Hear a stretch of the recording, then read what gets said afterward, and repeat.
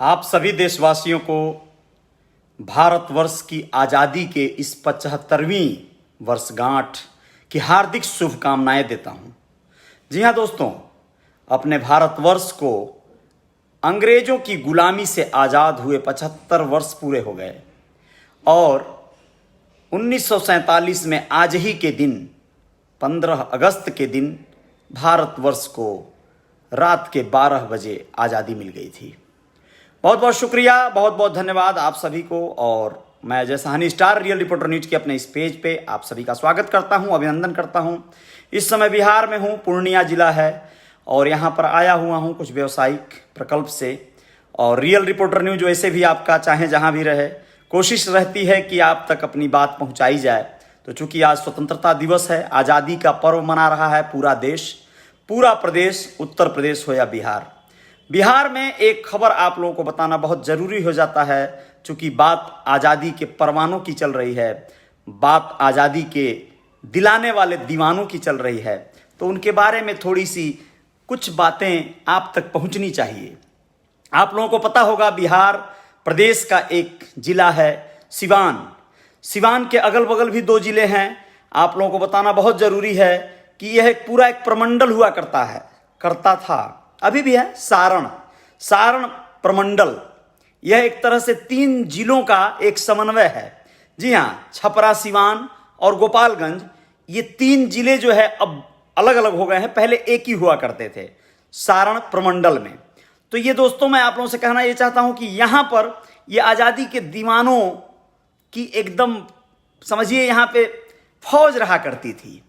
आज़ादी के मतवाले यहाँ पे अपना ताना बाना बुना करते थे। आज़ादी की लड़ाई में बिहार का सिवान जिला तनिक भी पीछे नहीं रहा है।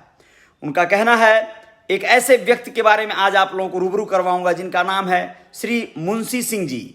और मुंशी सिंह जी आज़ादी के उन्हीं परवानों में के एक सेनानी हैं जो वर्तमान में सारण प्रमंडल में एकमात्र स्वतंत्रता संग्राम सेनानी के रूप में जीवित हैं। जी हाँ, उन्होंने कुछ पुरानी यादों को साझा किया।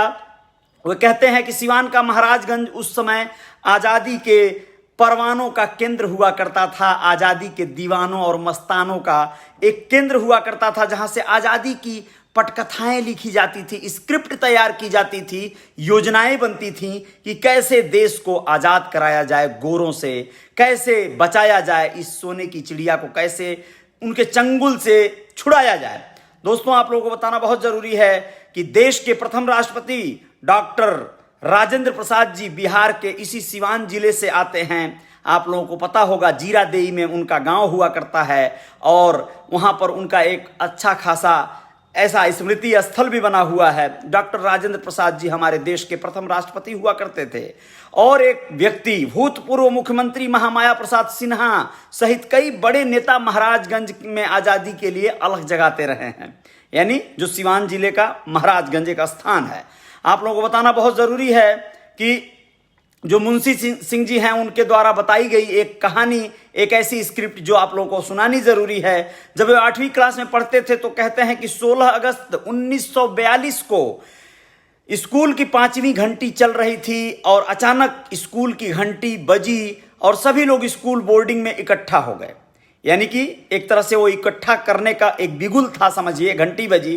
कांग्रेस के 2 नेता गिरीश तिवारी और शंकरनाथ विद्यार्थी आए और उन्होंने कहा कि मुंबई में कांग्रेस के सभी नेता गिरफ्तार हो चुके हैं, महात्मा गांधी जी को भी गिरफ्तार कर लिया गया है, उन्होंने अंग्रेजों भारत छोड़ो का नारा दिया है। अब सोचिए, ये वहां पे स्कूलों में पटकथा लिखी जा रही है। कैसे एक छोटा सा बच्चा जो वहां पर 8वीं में था, ठीक है, और वहां पर ये सारी चीजें चल रही हैं, वो बता रहे हैं, अब वो बुजुर्ग हो चुके हैं। वो बताते हैं कि ये बात कर दोनों नेता कहीं गायब हो गए। ये सूचना बस देनी थी, गायब हो गए। इसके बाद से आज़ादी के दीवाने सभी नौजवान स्कूल के बगल में स्थित महाराजगंज थाना फूंकने पहुंचे। यानी एक तरह का बिगुल बजाना था, विरोध का, विद्रोह का। जी हां, अंग्रेजों के खिलाफ यह बिगुल था। और वहां पर फूंकने जब ये लोग पहुंच गए थाना को, तो वहां पर रमजान अली नाम का एक दरोगा थे और उन्होंने 1 घंटे का समय मांगा। इन क्रांतिकारियों से कहा कि 1 घंटे का समय दे दो, हम कुछ हल निकालते हैं, आप लोग ऐसा कारनामा मत करो। तब अंग्रेज तब उस समय ये जो परवाने थे, ये जो दीवाने थे, ये तो उस समय बागी हुआ करते थे ना।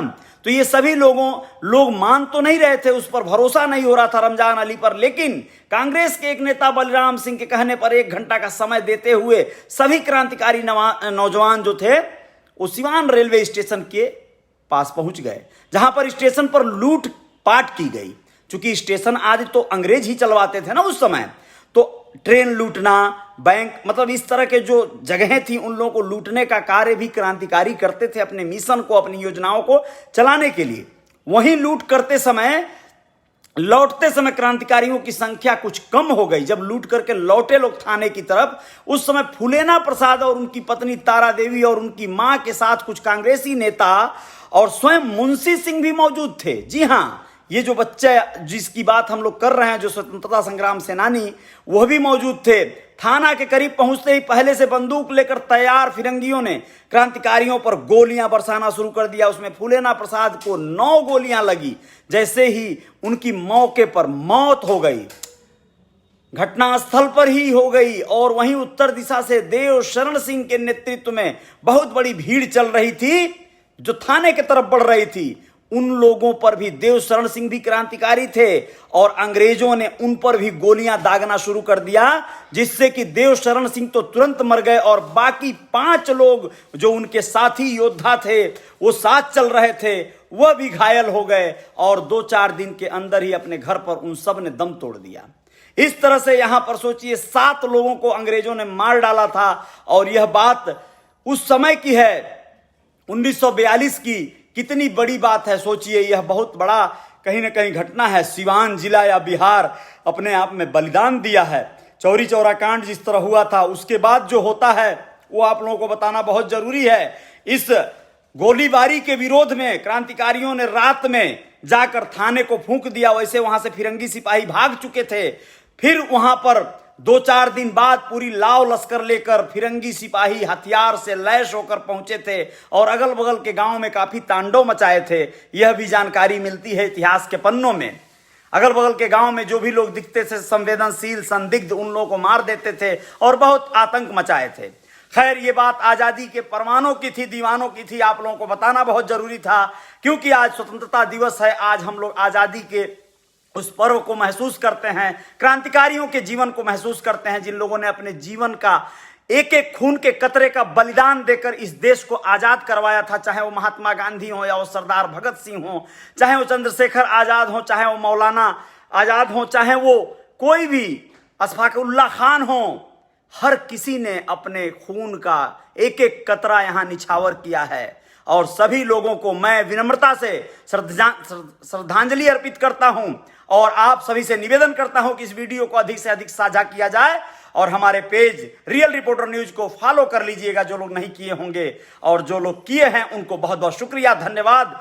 कुछ और खबरों के साथ हाजिर होते हैं। जय जयकार जारी रहेगी आप सभी का। मेरे YouTube channel real reporter news star को भी सब्सक्राइब कर लीजिएगा, बेल आइकन दबा दीजिएगा। जय हिंद, जय भारत। बहुत बहुत शुक्रिया आप सभी मित्रों का। विजय प्रसाद जी बहुत बहुत शुक्रिया, आप हैं अभी बने हैं इस पर, बहुत बहुत धन्यवाद। मूलचंद जी बहुत बहुत शुक्रिया, बहुत बहुत धन्यवाद। मूलचंद निषाद जी, विजय कुमार जी बहुत बहुत शुक्रिया आपका। और पुष्पलता थापा जी, पुष्पलता जी बहुत बहुत शुक्रिया आपका, बहुत बहुत धन्यवाद, बहुत बहुत शुक्रिया। आप बनी हैं इस न्यूज पे, बहुत बहुत बहुत धन्यवाद आपको। अमित पासवान जी बहुत बहुत शुक्रिया आपका। और सहे आलम, हाय हेलो, बहुत बहुत धन्यवाद साहे आलम भाई।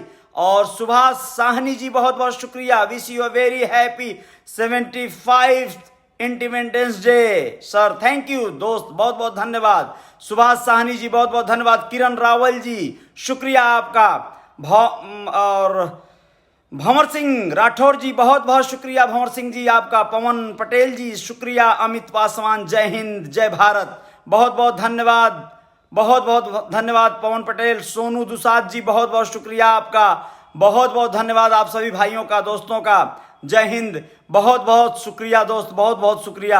आरा बिहार से हैं आप अमित पासवान, बहुत बहुत धन्यवाद। पुनीत उपाध्याय जी शुक्रिया आपका भी, धन्यवाद, बहुत बहुत धन्यवाद। आप सभी मित्र जो लोग भी मुझे इस समय देख रहे थे, आकाश सिंह बहुत बहुत शुक्रिया, आकाश सिंह जी, सोनू दुसाद जी, जय जयकार जारी रहेगी। शेयर जरूर करिएगा वीडियो को, क्रांतिकारियों की गाथा है, आपके शेयर से इन लोगों के बारे में जानकारियां मिलेंगी। मुंशी सिंह जी हमारी धरोहर हैं, स्वतंत्रता संग्राम सेनानी हैं, उनको बहुत बहुत सत सत नमन है, विनम्र बहुत बहुत अभिवादन है उनका। और हम चाहेंगे उनकी आयु और दीर्घायु हो, वो अभी और हम सबके बीच में एक आधारशिला बनकर रहें, हमारे सिंबॉलिक बन के रहें, स्वतंत्रता संग्राम सेनानी बन के रहें।